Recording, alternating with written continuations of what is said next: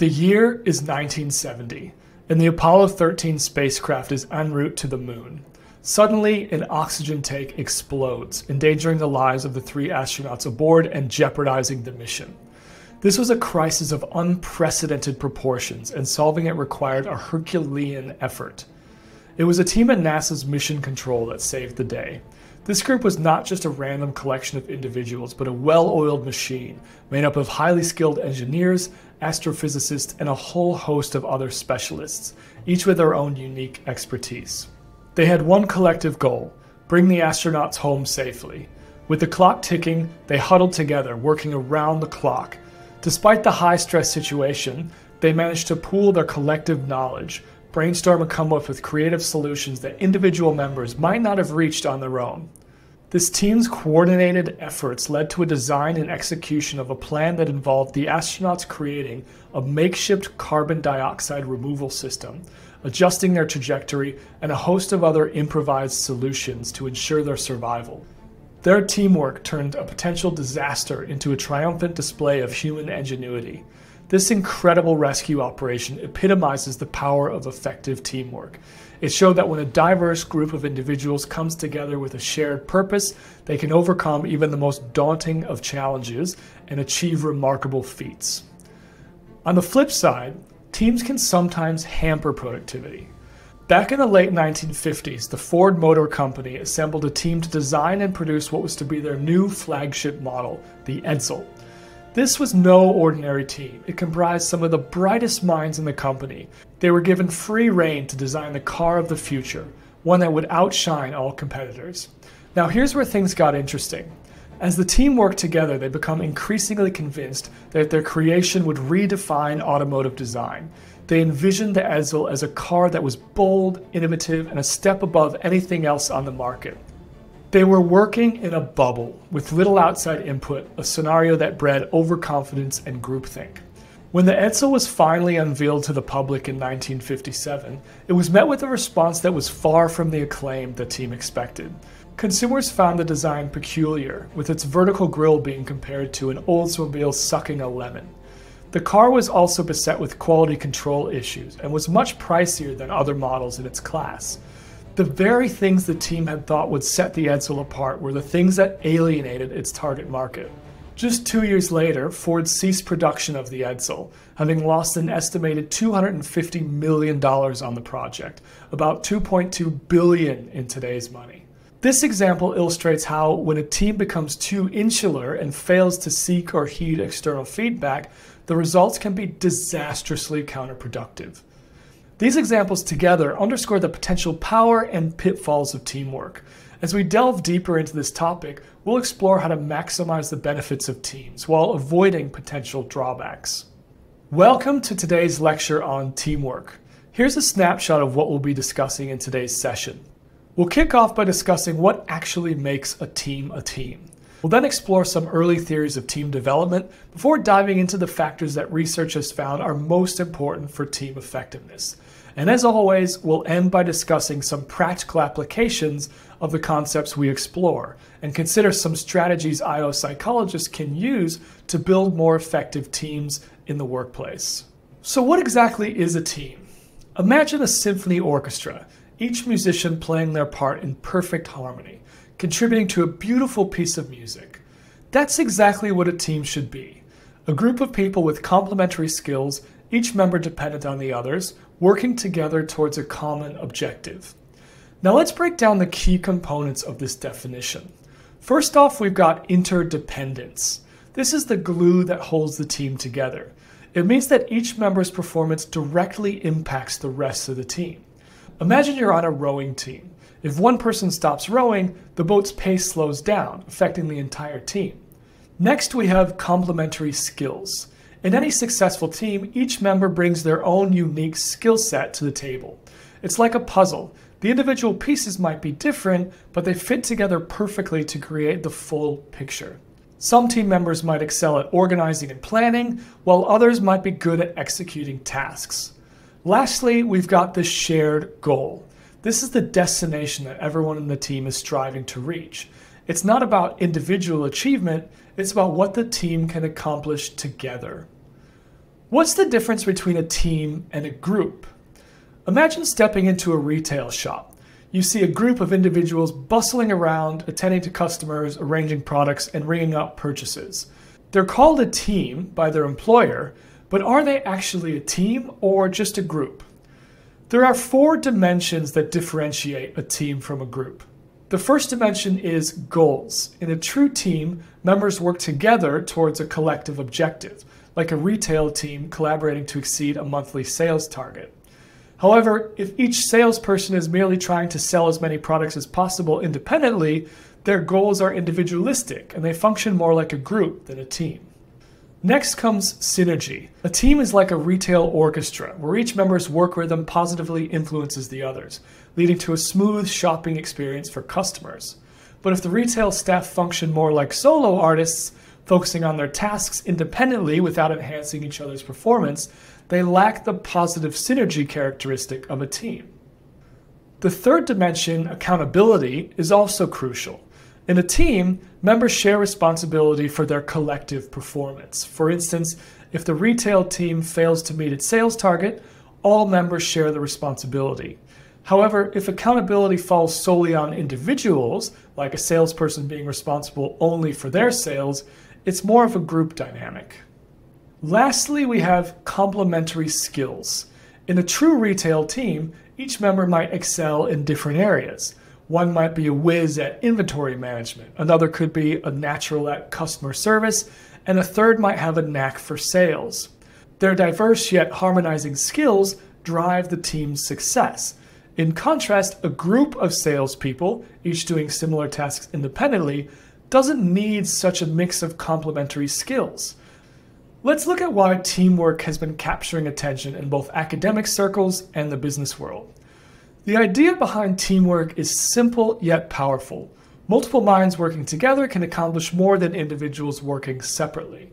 This synergy in a team is akin to an orchestra, where each instrument plays a unique part, culminating in a symphony that far exceeds what any single instrument could produce. Another strength of teams is their adaptability. In the ever-changing landscape of the professional world, teams can adjust and respond to new challenges more effectively. This is because each member brings unique skills and expertise, which enhances the team's ability to solve problems. Teams also promote inclusion and active engagement. Each team member has a unique role that contributes to the overall success, fostering a sense of belonging and involvement. Lastly, teams encourage democratic decision-making. This links back to the concept of autonomy and decision latitude, known to enhance motivation and reduce stress. With teams, decisions are not just top-down. Everyone has their say. However, just like we saw in the example of the Ford Edsel, teams aren't an automatic recipe for success. So it's important to take a look at how we can utilize teams effectively to make the most of their potential. You might encounter different types of teams in the workplace. First up, we've got self-managed work teams. Think 10 to 15 people taking control of their own work, usually without a designated supervisor. They're in charge of their tasks and they're responsible for making the project run smoothly. Next, we have advisory teams, similar to the quality circles we've discussed previously. Here we have groups of employees, usually from the same department, who meet to discuss ways of improving their work environment, efficiency, and quality. They're like the brain trust of a department, identifying problems and proposing solutions. Then we've got project teams. These teams draw employees from different areas of the organization to work on a specific task or problem. The goal of project teams, also known as task forces or committees, is to bring diverse perspectives together to tackle complex challenges. Cross-functional teams are another interesting configuration. They often come together in response to significant organizational changes, like mergers. Imagine managers from different departments syncing up to ensure a smooth transition. It's all about cooperation and coordination across different parts of the organization. And finally, there are virtual teams. In our increasingly connected world, these teams have become more prevalent. They consist of members spread across different locations linked by technology. While this setup allows teams to overcome geographical barriers, it can also pose challenges. For instance, Communication can be more difficult without nonverbal cues, and building team cohesions can be tougher without those casual chats in the tea room. Let's shift gears now and delve into some classic team development models. These are like the roadmaps for understanding how a team evolves over time. Our first model comes from Tuckman, who in 1965 proposed 5 distinct stages a team goes through: forming, storming, norming, performing, and adjourning, or mourning. Picture this as the life cycle of a team. When a team first assembles, they're in the forming stage. It's like the first day of a university project where everyone's figuring out their roles, their goals, and how they fit into the grand scheme of things. Next comes the storming phase. Like a thunderstorm, it can be chaotic and filled with conflict as people's ideas clash. It's the equivalent of that intense brainstorming session where everyone is throwing out ideas and trying to decide on a common goal. After weathering the storm, the team reaches the norming phase. This is when resolutions are found, roles are clarified, and the team really starts to gel. It's like finding that rhythm in your group project sessions where everyone knows their part and how they contribute to the team's success. The performing stage is where the magic happens. This is when the team is in full swing and everyone is doing their part to bring the project to fruition. It's like the final stretch of your group project when everyone is firing on all cylinders and the finish line is in sight. Finally, there's the adjourning or mourning phase. This is when the team wraps things up and disbands. It's that last meeting after your project is submitted where everyone reflects on the work done and starts thinking about the next steps. Now, while this model is quite useful, it's not always this linear in real life. Teams may skip stages, backtrack, or spend more time in one phase than another. Also, remember that storming phase. The original idea was that the conflict is bad, and this is something that the team just had to get through. But a little bit of conflict between team members can actually be a good thing. It can motivate team members to push their boundaries and strive for better results. The other classic model of team development we'll discuss is the punctuated equilibrium model. Unlike Tuckman's more linear process, this one sees team development as a series of bursts. In this model, all the team forming dynamics, the forming, storming, and norming, happen right at the start. It's as if your project team sets its trajectory in the first meeting. However, this model was designed from interviews with high-performing executive teams, so it might not always unfold this swiftly with all groups. Once the initial direction is set, the group enters what's called an inertia phase. This could be likened to the first few weeks of your group project, where it seems like not a lot is happening and the team is just coasting along. But then, usually about halfway through the project, there's a shift. The team suddenly picks up the pace and transitions to a higher level of productivity. For your project group, this might kick in a few weeks before the deadline, when everyone starts to see the time winding down. Following this burst of productivity, the team enters another phase of inertia, but this time it's at a heightened level of performance. Everyone continues to work diligently, building on the momentum from their earlier surge of productivity.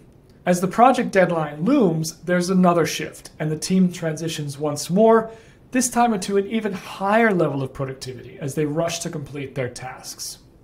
So in essence, both Tuckman's 5 stages model and this punctuated equilibrium model provide valuable insights into team development, but from different angles. Tuckman's model of team development can be likened to a roadmap guiding us through the journey of a team's life. It offers a sequential, stage-by-stage view of how teams form, struggle, bond, perform, and eventually disband. By doing so, it highlights key milestones that most teams encounter, helping us predict and understand common team dynamics. For instance, if a team is currently in the storming phase, experiencing conflict and disagreement, we can anticipate that with the right facilitation, they may soon move into the norming phase, where conflicts are resolved and a sense of camaraderie is established. This perspective is particularly helpful for leaders or facilitators who need to navigate teams through these stages effectively. On the other hand, the punctuated equilibrium model paints a picture of team development that is much more about cycles and bursts of energy than a linear progression. It emphasizes that teams experience periods of inertia, where not much seems to be happening, punctuated by intense periods of productivity and change. This pattern often aligns with deadlines or other external pressures that drive a sudden surge in activity. The punctuated equilibrium model can help us understand why teams might get stuck for a while, but then suddenly make significant progress. It also underscores the importance of setting clear initial directions and how external time pressures can spur a team into action. So together, these two models offer a well-rounded understanding of team development.